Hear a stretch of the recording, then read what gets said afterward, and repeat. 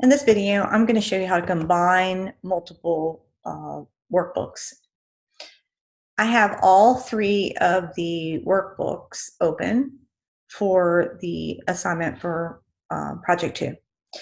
Once I had them open, then I can copy the additional ones all into one. So I could create a new workbook, or I can just go ahead and copy it into the first one, which is what I'm going to show you how to do. So since I want to keep the first one that has 2 worksheets already, I'm going to go to the second one. And if I just do a right click, move copy, I drop it down and find the first workbook, then I can put it at the end.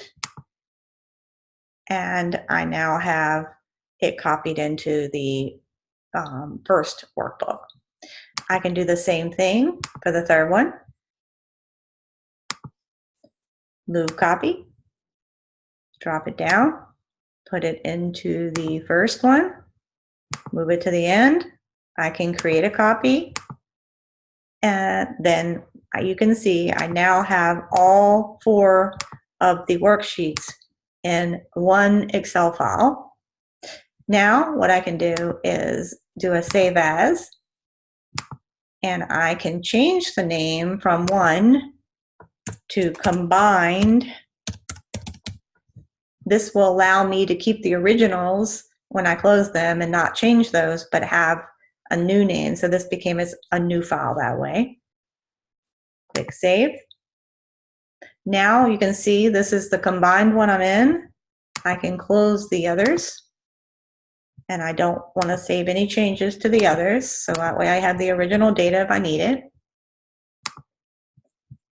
And I have the one Excel file with all the worksheets available. Now, in this part of the project, which is Focus 3, what I've asked you to do is combine these and then analyze them, meaning look at each and every column that's in these worksheets and decide which ones, the top 3 or 4, that you think would be the most useful to you when you start this e-commerce part of the Broadway Cafe to look at and to monitor so that you know how you're doing.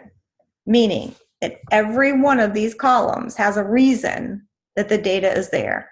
What you need to figure out is, for instance, would it be useful to you to know the previous website that each customer went on?